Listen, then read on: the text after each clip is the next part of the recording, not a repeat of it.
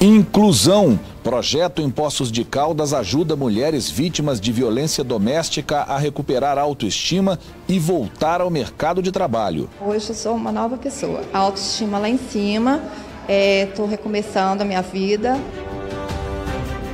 Vida Plena. Apresentador de nova atração da Rede Mais faz palestra no sul de Minas. Polozzi deu dicas importantes para melhorar a autoestima e ter sucesso profissional. Algumas pessoas conseguem ter sucesso na vida e outras não. Algumas conseguem emagrecer e outras não. Algumas passam por problemas dos relacionamentos e outras conseguem ter sucesso na área profissional, na financeira. Então a gente vai explicar o porquê isso acontece.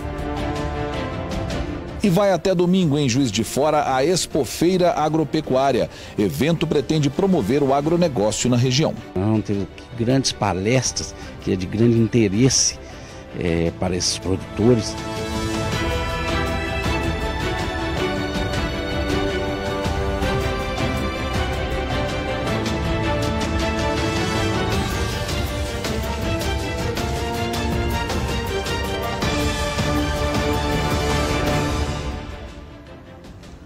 Olá, boa noite para você. O Mais Notícias desta quarta-feira começa mostrando um dado alarmante. Ontem nós mostramos aqui no Mais Notícias que a Lei Maria da Penha fez 12 anos. Mas a taxa de feminicídio no Brasil, assassinato de mulheres, é a 5ª maior do mundo. Em 2017, 433 mulheres foram assassinadas só no estado de Minas Gerais. E no Brasil todo foram mais de 2.600 mortes. A cada 1h30, uma mulher é assassinada no Brasil. E dia após dia, os novos casos chocam o país. Em Jaraguá do Sul, Santa Catarina, Andréia Campos Araújo foi morta pelo companheiro. Ela estava grávida de 3 meses. A PM recebeu uma denúncia anônima e encontrou o corpo de Andréia enrolado num cobertor, no banco do carro do marido. Em Brasília, Carla Zandoná, de 37 anos, morreu depois de cair do 3º andar do prédio onde morava com o marido. Além dos ferimentos provocados pela queda, a mulher tinha um corte profundo no pescoço. O marido, Jonas Zandoná, de 44 anos, foi preso no apartamento do casal. No Rio de Janeiro, outro caso teve repercussão na segunda-feira. Anderson Trigueiro confessou ter matado a mulher, Simone Silva, que estava grávida de 2 meses. Ela foi asfixiada no quarto e morreu depois de ser levada para um pronto atendimento. Desde 2015, crimes desse tipo são enquadrados pela Justiça como feminicídio. A mudança na lei fez com que todo assassinato de mulher seja considerado homicídio qualificado, um crime hediondo com pena prevista de 12 a 30 anos de prisão. O Brasil ocupa o 5º lugar no ranking mundial de feminicídio, atrás apenas de El Salvador, Guatemala, Colômbia e Rússia. Em 2017, foram registrados 2.643 novos casos nos tribunais do país, segundo o Conselho Nacional de Justiça, mais do que o dobro na comparação com a estatística do ano anterior.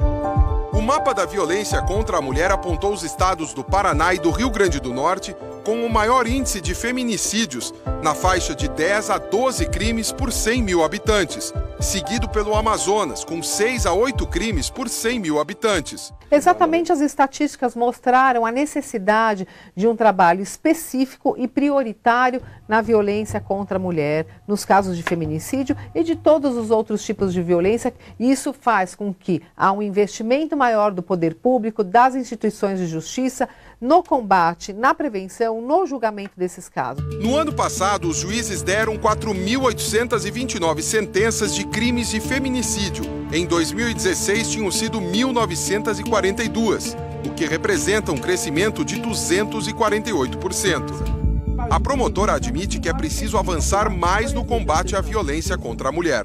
Há necessidade de uma maior estrutura nas delegacias, um maior investimento no atendimento e no acolhimento dessa mulher, investimento em recursos humanos e recursos materiais. E aí eu chamo a atenção da principal demanda e reclamação das mulheres ainda é o atendimento nas delegacias. Mas ela diz que não basta cobrar só o Estado. O que eu tenho percebido, inclusive aí com esses últimos acontecimentos, é uma omissão da sociedade.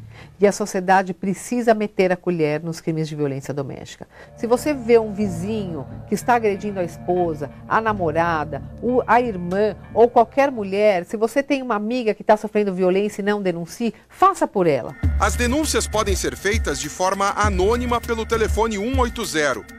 De janeiro a julho deste ano, a Central de Atendimento à Mulher em Situação de Violência recebeu 79 mil denúncias de abuso sexual, homicídio, cárcere privado e outros tipos de violência. Em média, um caso a cada 3 minutos e 50 segundos. A violência física representa quase 47% das denúncias e a violência psicológica, 33%. Em 2010, a vítima foi Mércia Nakashima. Na época, ela tinha 28 anos. A advogada foi baleada e morreu afogada. O corpo foi encontrado dentro do carro dela, numa represa em Nazaré Paulista. A gente não se conforma, parou nossa vida, é uma mudança assim, radical, saudade muito grande, a vida parou. O acusado pelo crime, Misael Bispo de Souza, foi condenado a 22 anos e 8 meses de prisão. E o comparsa dele, o vigia Evandro Bezerra da Silva, a 18 anos e 8 meses. Para a mãe de Mércia, a pena dos dois deveria ter sido maior. Ela acredita que a violência contra a mulher deve ser combatida com mais rigor. Acho muito pouco, mesmo sendo 30 anos, eu acho pouco. Porque olha o que eles fazem. Porque eles chegam lá, eles acham que eles têm direito, é uma posse isso. Isso é machismo. E aí vai lá, mata, porque não concorda com alguma coisa, matou, acabou. E eles continuam numa boa, porque vai lá, fica lá, sabe que não vai ficar os 30 anos.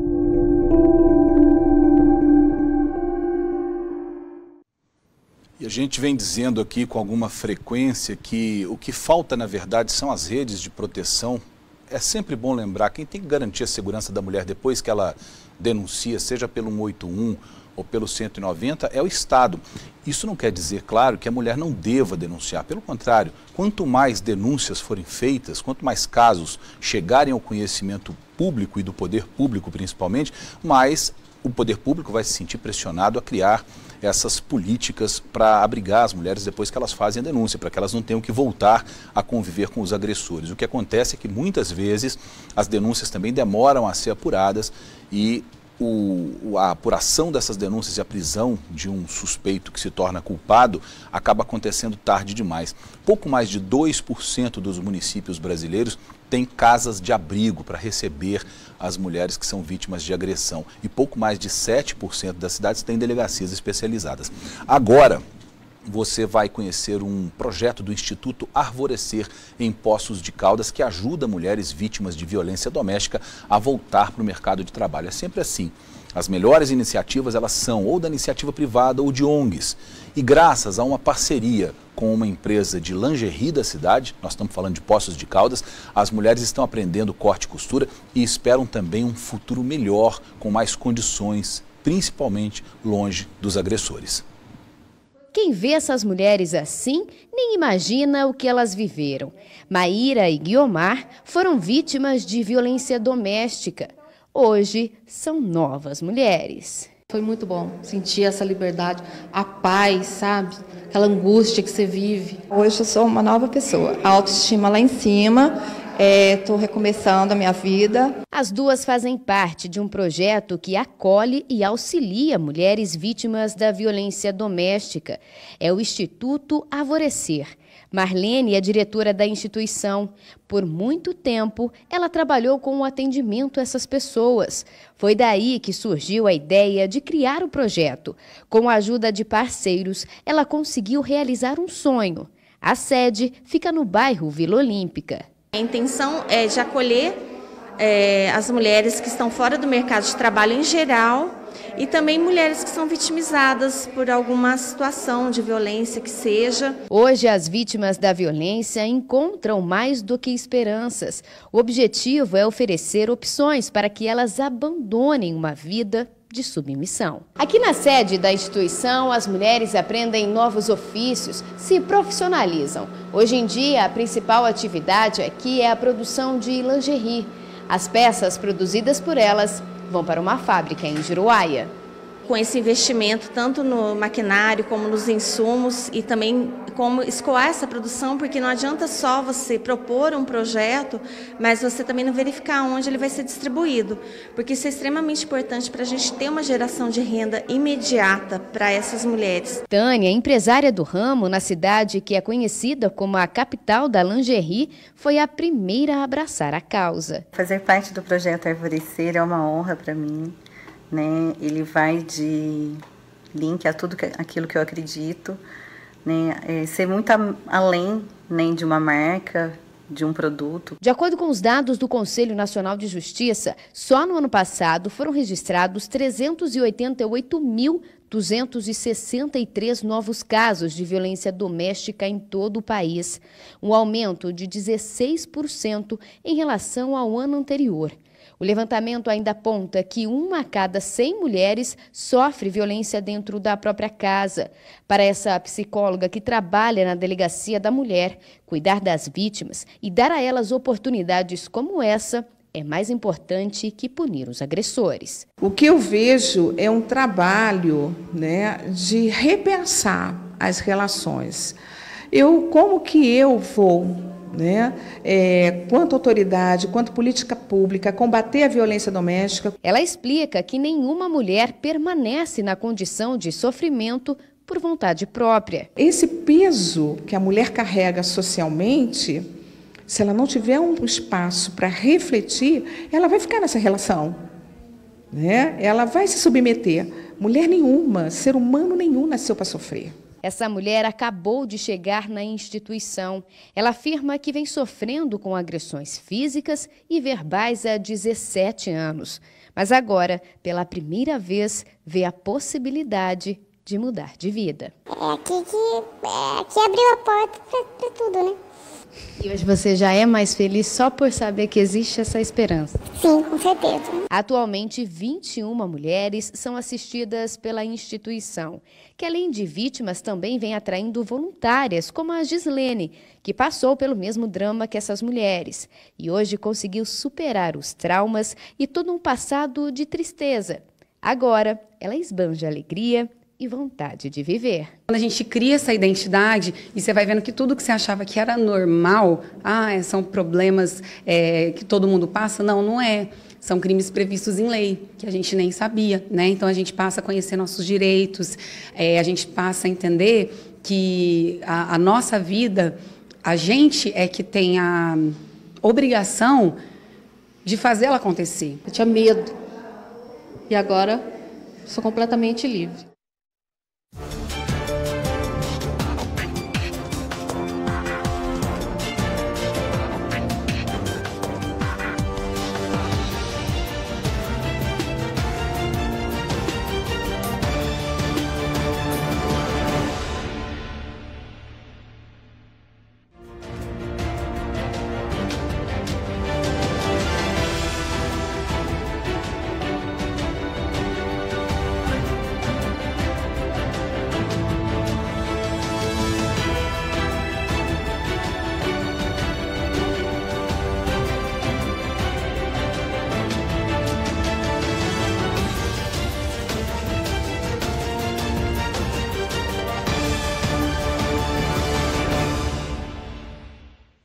A gente volta falando da chuva que chegou mais cedo esse ano. O temporal que atingiu Belo Horizonte no começo da semana surpreendeu muita gente. Segundo o Instituto Nacional de Meteorologia, em mais de 100 anos, esse foi o primeiro registro de chuva de granizo no mês de agosto na capital mineira. Olha este carro como ficou.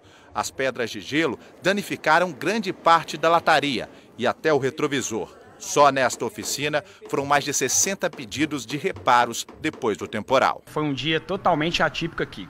Tive que parar, inclusive, de fazer meu serviço rotineiro de desamassar carro para atender cliente e o dia inteiro. Com um martelinho de ouro, o Igor vai consertando o que a chuva destruiu. É um serviço bem minucioso, mas com muita paciência, muita dedicação e muitos anos de experiência, né? A gente consegue reconstruir. Segundo a Defesa Civil, a chuva durou cerca de 20 minutos.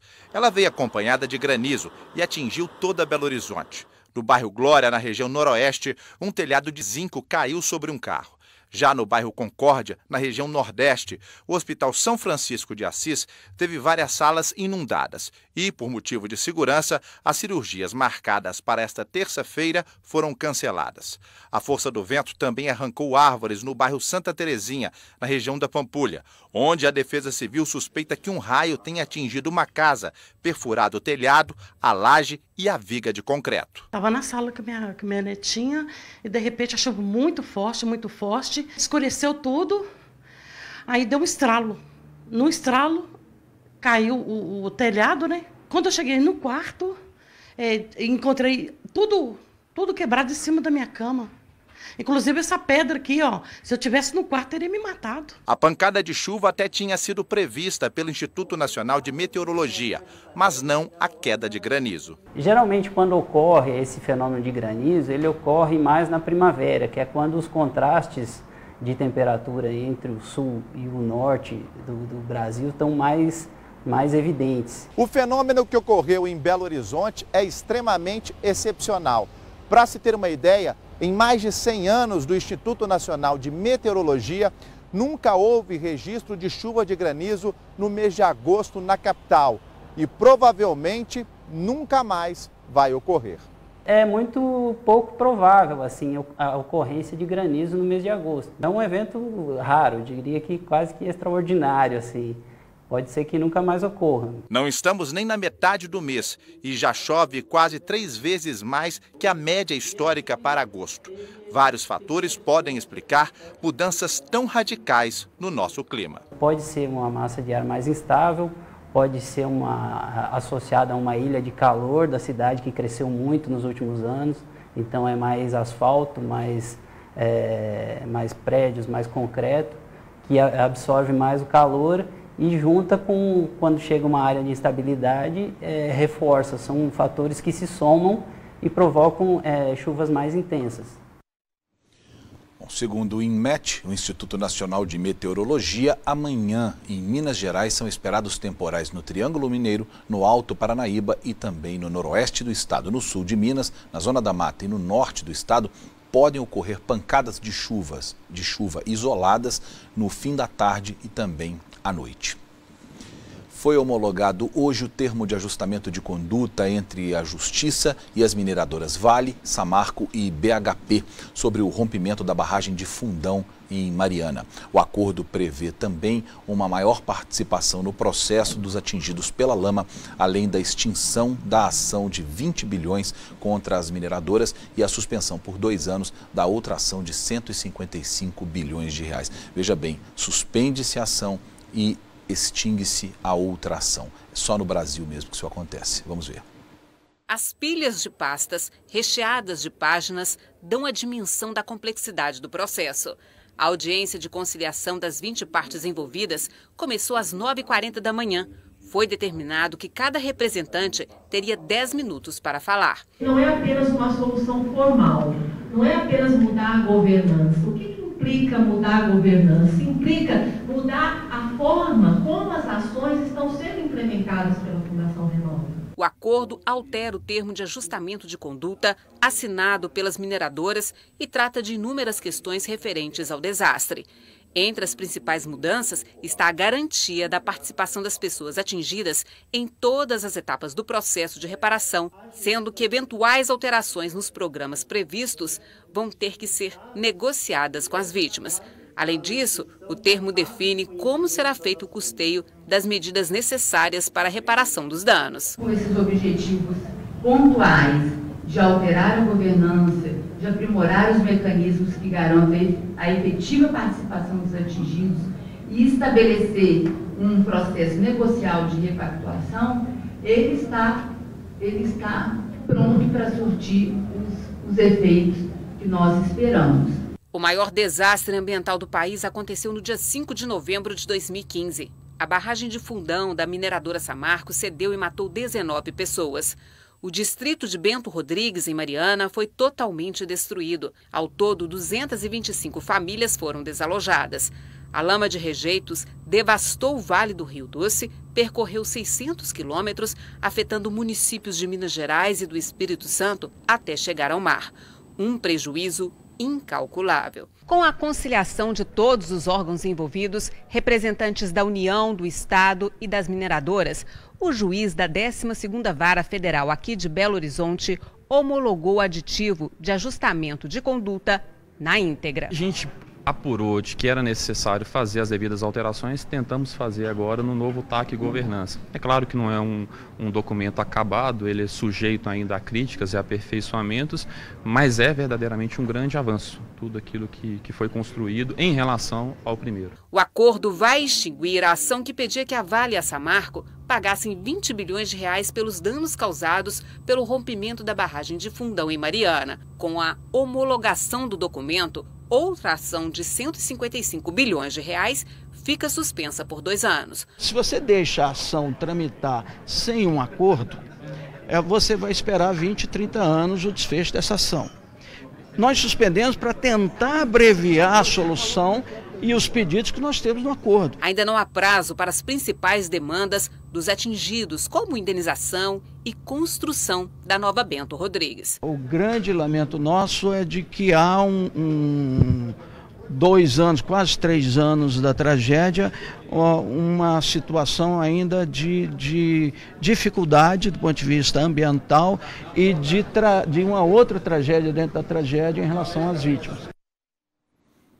Desastre ambiental, em minha modestíssima opinião, meu modestíssimo modo de ver, é um terremoto, um furacão, um tsunami. Isso é um desastre. O que aconteceu em Mariana foi um crime ambiental e que está sem punição. Nós vamos agora a outras notícias de destaque nessa quarta-feira em Minas Gerais. Uma operação da Polícia Militar ocupou becos e ruas do aglomerado Morro das Pedras, na região oeste da capital. Os policiais cumpriram 9 mandados de busca e apreensão e 12 de prisão. Os alvos são suspeitos de tráfico de drogas, homicídios e roubos. O objetivo é reduzir os índices de criminalidade nas 8 vilas que formam o aglomerado. De Belo Horizonte, Vinícius Araújo.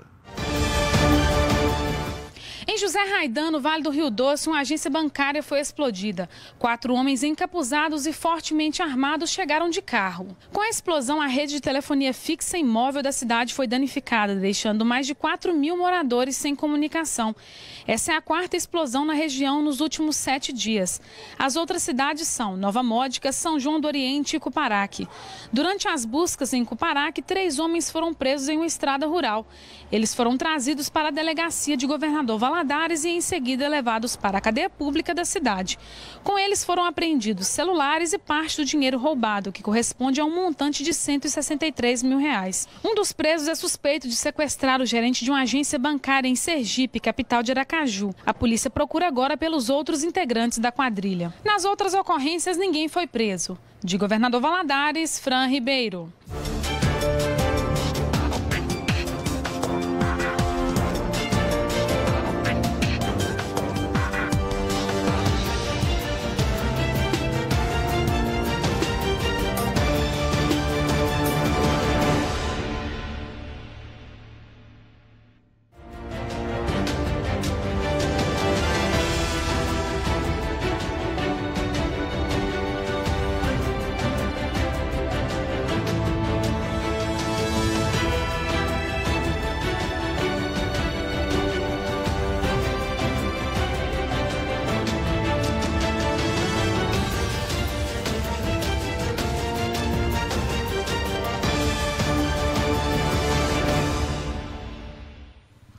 Agora é política. O vereador afastado Wellington Magalhães, do PSDC, vereador de Belo Horizonte, pode ser o primeiro parlamentar da capital a perder o mandato por quebra de decoro.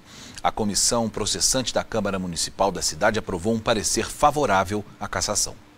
Durante 1 hora, o vereador Reinaldo Gomes, do MDB, relator da comissão processante da Câmara Municipal de Belo Horizonte, leu o relatório final de 24 páginas do pedido de cassação por quebra de decoro parlamentar do ex-presidente da Casa, vereador Wellington Magalhães, do PSDC. O relatório foi aberto depois da denúncia apresentada pelo advogado Mariel Marley Marra, no dia 25 de abril de 2018. A denúncia narra, em síntese, que o denunciado é um dos alvos da Operação Sordium Publicae, que investiga crimes de corrupção, falsidade ideológica, fraude, lavagem de dinheiro e peculato, com a expedição de 8 mandatos de prisão e sequestro de bens. Na sequência, o relator leu a justificativa da defesa, que alegou não haver provas práticas de que o parlamentar adotou algum tipo de conduta irregular.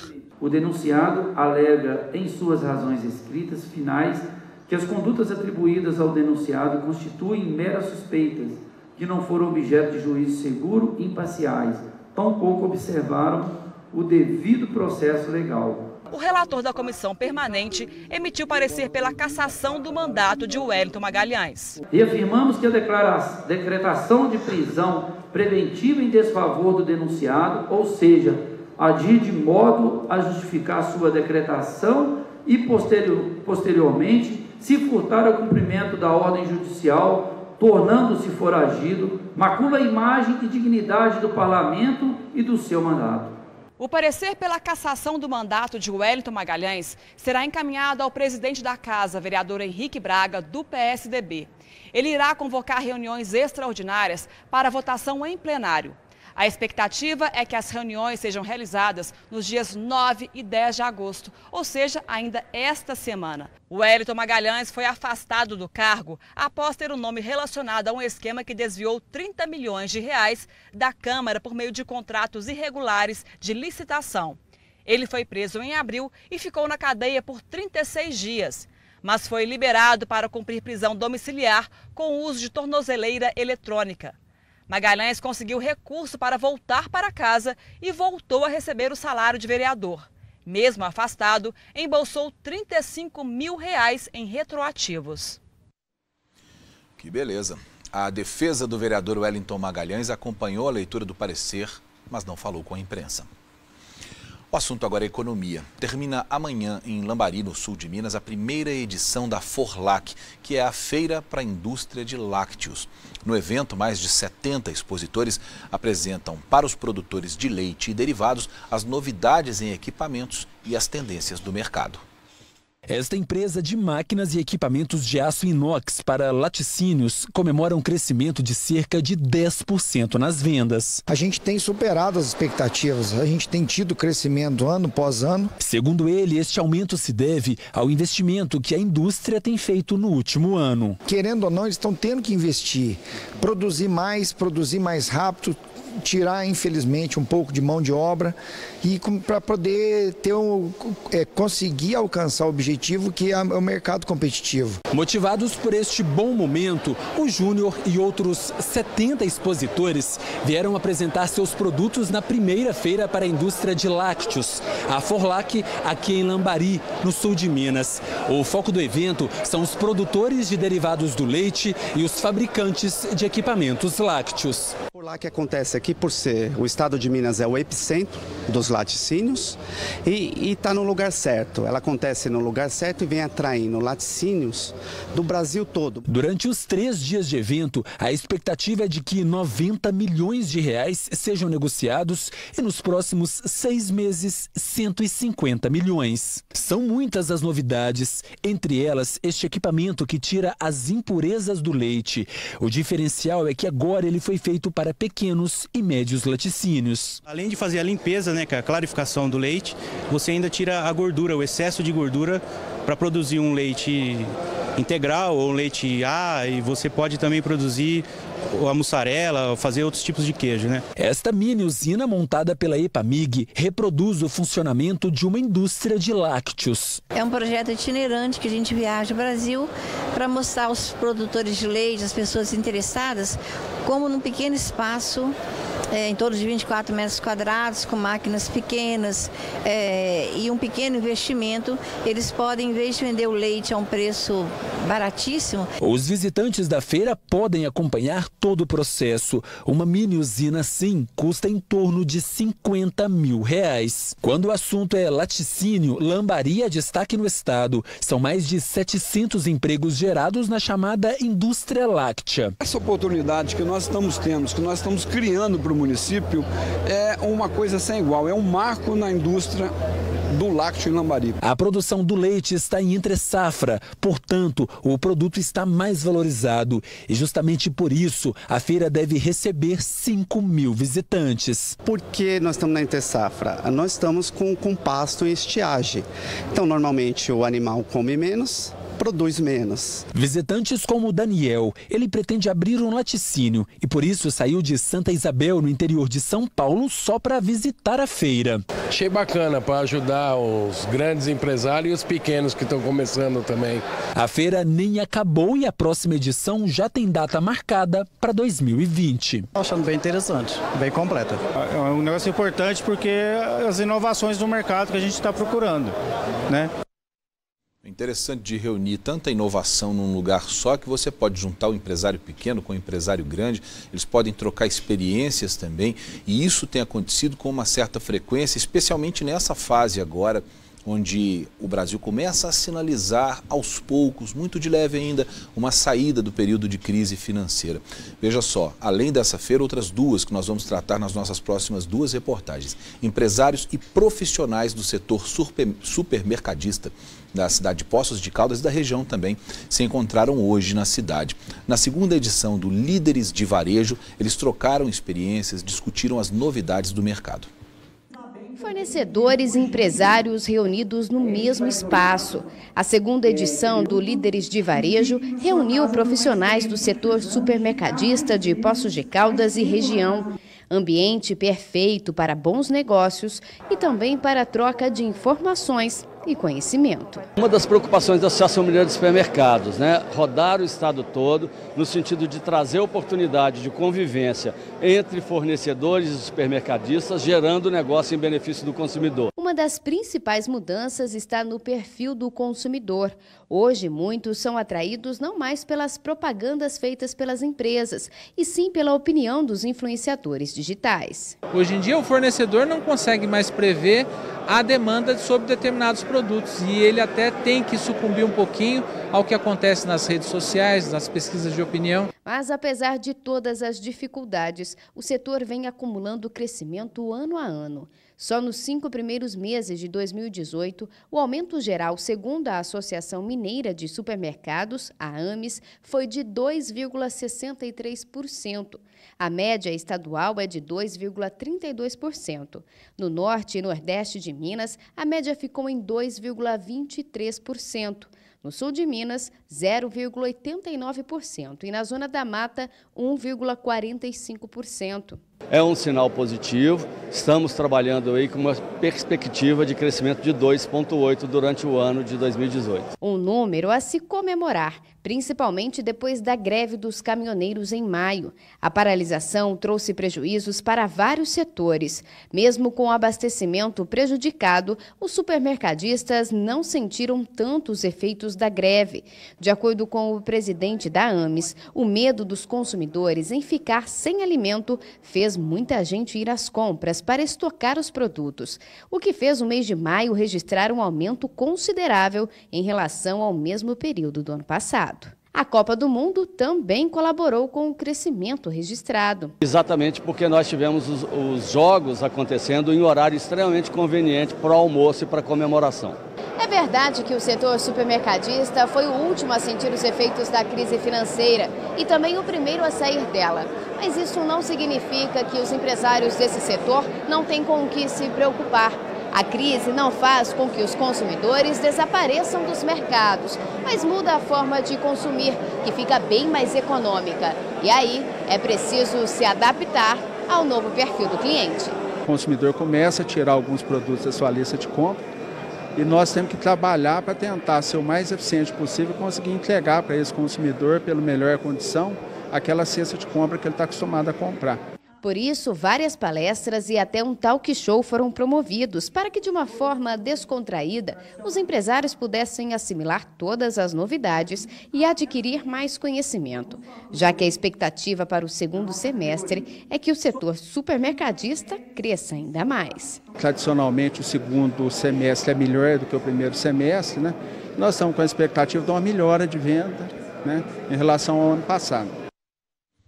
E além do setor de laticínios em Lambari, de supermercados em Poços de Caldas, começou hoje também a 65ª Expofeira Agropecuária em Juiz de Fora. Durante o evento, que acontece no Parque de Exposições da cidade, haverá seminários, exposição de animais e programação cultural. O objetivo da feira é promover o agronegócio na região. As equipes de montagem finalizaram o trabalho no palco e no setor de alimentação. Cada detalhe foi conferido. O primeiro dia da exposição agropecuária de Juiz de Fora foi de arrumação. Luiz é comerciante em Casimiro de Abreu, no estado do Rio de Janeiro, e participa pela primeira vez do evento. Vale a pena vir lá do estado do Rio para participar do evento aqui? Vale, porque lá não está acontecendo praticamente nada. Aí a gente tem que aventurar fora do estado. Luiz vai vender comida e bebida na exposição. Fazer bons negócios, né? Levar alguma coisinha para casa, ter uma rentabilidade. Para o público, exposição agropecuária é sinônimo de parque de diversões e de shows. Mas para os criadores, esse tipo de evento funciona como uma vitrine. Os animais chegam sempre no dia anterior à abertura para o público. Os criadores escolhem no rebanho os melhores animais e trazem para expor, de olho em novos negócios. Gilmar tem uma fazenda em Juiz de Fora e cria gado Jersey há 16 anos. Ele aprendeu a importância das exposições com o pai, criador de gado holandês. A gente começou por causa do leite dela. Como a gente faz queijo, iogurte, o leite dela rende muito mais. É uma raça que é própria para a gente fazer derivados do leite. Então, muito dócil e uma raça rústica. A propriedade é pequena e é montanhosa. E elas, como são leves, sobe tranquilo. Gilmar e os funcionários dele descarregaram o caminhão e levaram os animais para a área de banho. A água e o tratamento especial ajudam a refrescar e diminuir o estresse provocado pelo transporte. Enquanto o gado Jersey recebia cuidados, chegaram os primeiros representantes da raça holandesa. Eles foram acomodados nas baias.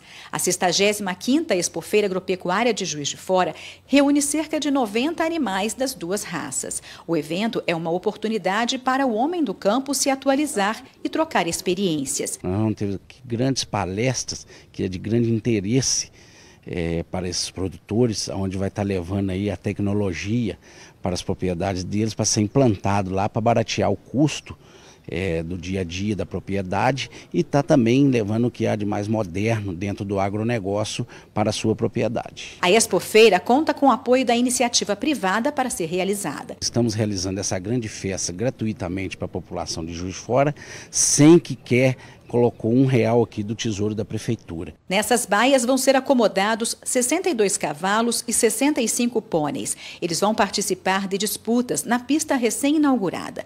Marlos é presidente do Núcleo de Criadores de Manga Larga Marchador, na Zona da Mata. Tem esse espaço para poder mostrar o que ele produz, a qualidade dos animais. Normalmente os julgamentos se tornam competições que valorizam bastante os animais. Os animais vão chegar até o início da tarde desta quinta-feira. Os cavalos vão participar de competições e serão avaliados em 3 categorias. No caso do Manga Larga, marchadores vão ser avaliados quanto à morfologia, a funcionalidade e a marcha propriamente dita. Os primeiros colocados conquistam vaga em evento nacional. A Expofeira vai até o próximo domingo. A entrada é gratuita. Para os shows de quinta e de sábado, o público deve levar 1 quilo de alimento não perecível como entrada.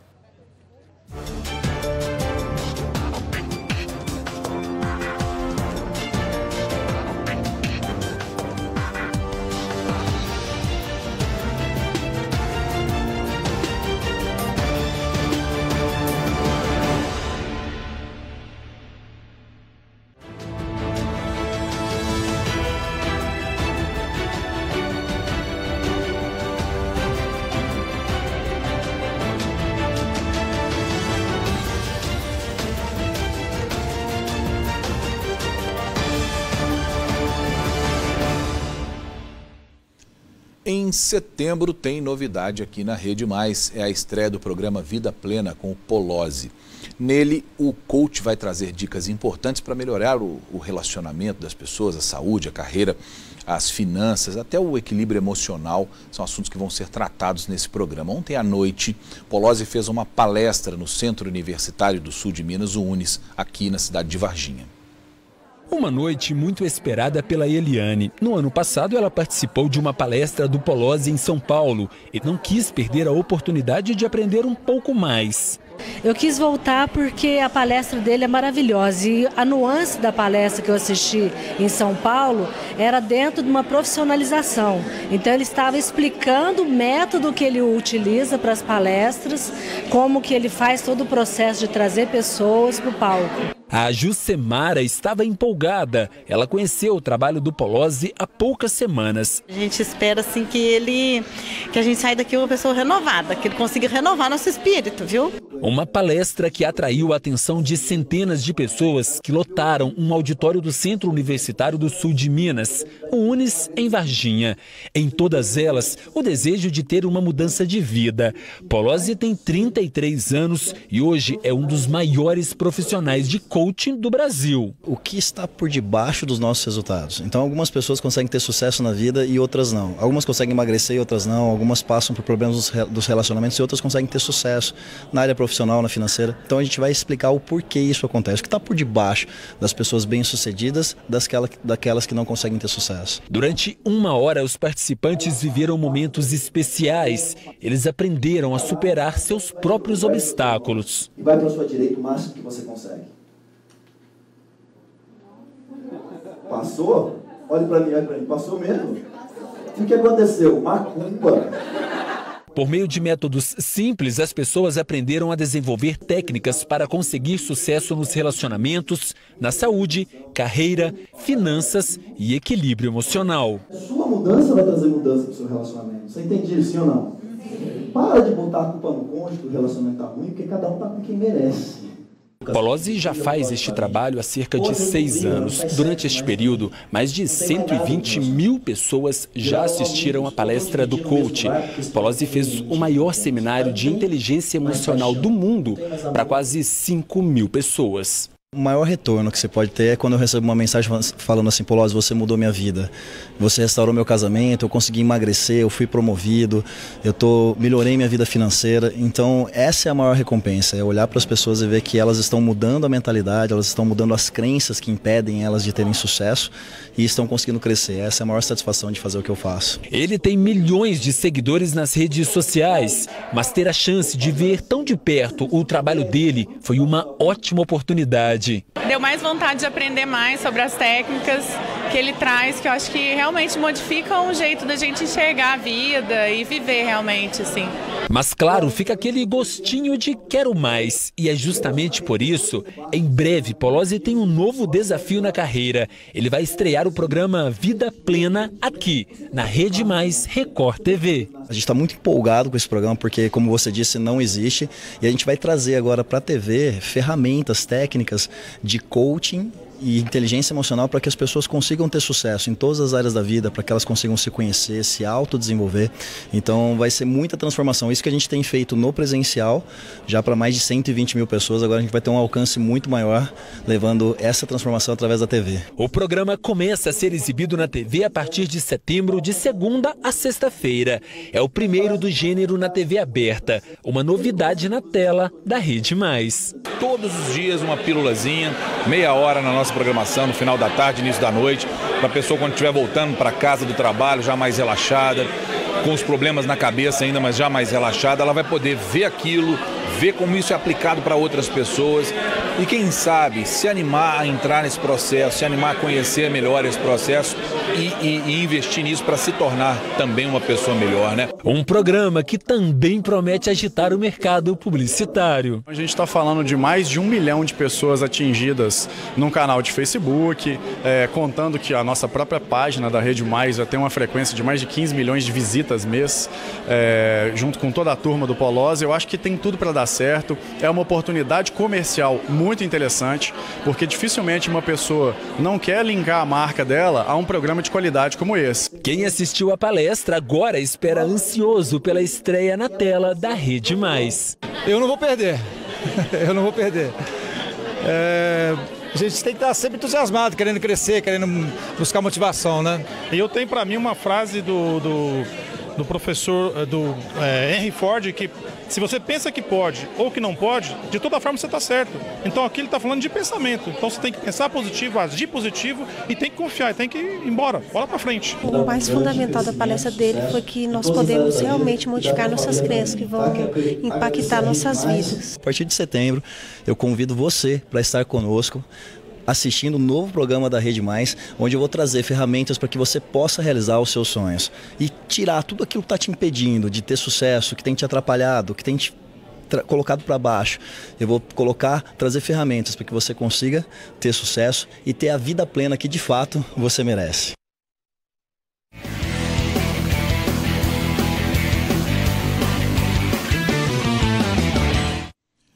Depois do motivacional, o futebol, né? Exatamente. Também é motivacional. Que nos motiva, exato. Boa noite para você. Boa noite, Luiz. Hoje tem jogo de Libertadores, hoje tem times que se preparam para o Brasileirão. Vamos começar falando do Atlético? Vamos sim, Luiz. O Atlético que não está vivendo uma boa fase nesse Brasileirão não, viu? Com foco apenas na competição nacional, o Atlético somou 4 pontos dos 15 disputados no retorno pós-mundial da Rússia. Lá na cidade do Galo, os jogadores estão tentando encontrar medidas para retomar as vitórias. Sabe aquela derrota que deixa a torcida engasgada? O torcedor sai de casa numa segunda-feira à noite, vem, pega a chuva, sabe, e merecia uma vitória. Em 5 jogos após a Copa, o Atlético perdeu 3 e empatou 1. Levou pelo menos 3 gols assim, cobrança de falta rápida, desatenção e bola na rede. Se você analisar os gols dos adversários nos últimos jogos, foram muito em cima de bola parada e é algo que a gente tem procurado trabalhar para minimizar isso aí. A gente já mostrou os vídeos, né? A análise dos gols aí, a partir de uma falta no meio campo, situação que aparentemente não é para levar perigo, comumente é ali, mas se a gente desconcentrar, não tiver organizado, isso a gente pode ser penalizado. Né? Para alguns ainda falta entrosamento, já que vários jogadores foram contratados recentemente. Acaba de chegar, tudo novo, precisa de tempo, processo de mudança, família chegando, buscar a escola para as crianças. Eu passei por isso aqui. É difícil para todo mundo. 5º colocado, o Atlético está a 8 pontos do líder São Paulo e ainda sonha com título. A gente tem que ter paciência, tem que reformatar essa equipe aí para que o negócio engrene e a gente consiga bons resultados. Ainda faltam 21 rodadas no campeonato. E para chegar lá, uma coisa não pode faltar. E só o trabalho. Trabalhar para procurar ficar próximo à perfeição. Trabalho com esforço. Tem que estar todo mundo unido, todo mundo no seu propósito para conseguir aquilo que a gente vem trabalhando. Filosofia de trabalho, tempo de trabalho, é fruto de trabalho, né?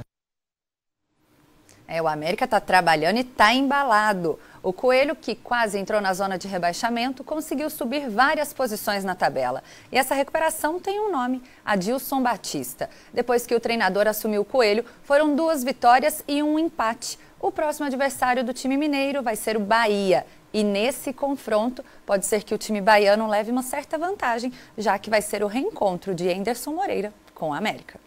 Ele conhece características, ele que montou, fez um ótimo trabalho, está lá também repetindo um ótimo trabalho com um time muito leve, rápido, fez um grande jogo contra o Palmeiras. Nós sabemos a dificuldade de jogar lá em Salvador, agora é aproveitar essa semana para melhorar o que nós precisamos e ir para lá para buscar a vitória, sempre. E agora, vamos ao que interessa. Exato. O mais importante, vamos falar de Libertadores da América. Ontem já teve time brasileiro em campo pelas oitavas de final e hoje tem um dos maiores clássicos nacionais pela competição, né? É isso mesmo, Luiz. Estreamos ontem, mas não foi com o pé direito, viu? Ontem o Grêmio perdeu para o Estudiantes da Argentina por 2-1. Hoje, às 9h45, o Corinthians pega o Colo-Colo no Chile. No mesmo horário, o Flamengo recebe o Cruzeiro e a esperança de gols da Raposa está nos pés do uruguaio Arrascaeta, que não se intimida com o Maracanã. Tá aí um cara que mais uma vez pode ser decisivo no jogo de hoje. Os números provam. Neste ano, o uruguaio já deu 6 assistências e marcou 10 gols em 32 jogos na temporada. No ano passado, na final da Copa do Brasil, o craque marcou o gol da Raposa contra o Flamengo, lá no Maracanã. Foram 2 jogos muito duros, que se criaram poucas chances para os dois lados, mas aquele era uma final. Sem dúvida que vai ser um pouco diferente desse jogo aqui. E não é só a torcida que está ansiosa para esse reencontro. O ânimo fica lá em cima para esse jogo. Ganhar acho que significa muito para nós, para o torcedor também. Nesta parada para a Copa da Rússia, o Flamengo perdeu um dos jogadores mais importantes, Vinícius Júnior, que foi para o Real Madrid. E tem ainda a ausência do Paquetá, que está suspenso. Mas fala aí, Arrascaeta, mesmo com esses desfalques, o que você tem a dizer sobre o adversário de hoje? O Flamengo está em uma fase boa, está brigando pelo campeonato brasileiro, tem um elenco qualificado, assim que isso vai ser o mais difícil para nós. Em compensação, o time celeste ganhou peças importantes, como o Pirata. O técnico Mano Menezes está fazendo mistério total. Fechou todos os treinos. Será que o camisa 10 pode dar uma dica? Quem entra para a partida de hoje? Raniel ou Barcos, hein? Pergunta para o treinador isso. Por agora sou jogador.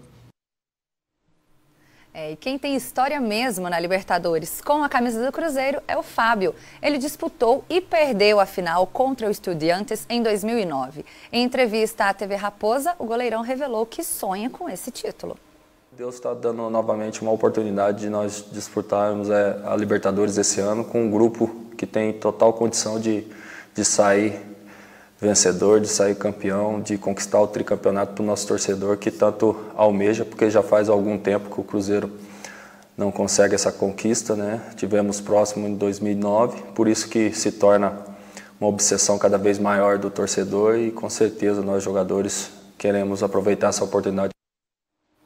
E ainda falando desse clássico Flamengo e Cruzeiro, tem uma última informação. Paulo Guerreiro acabou de ser anunciado como novo reforço do Internacional. Ainda não foi oficializado, mas já está tudo certo.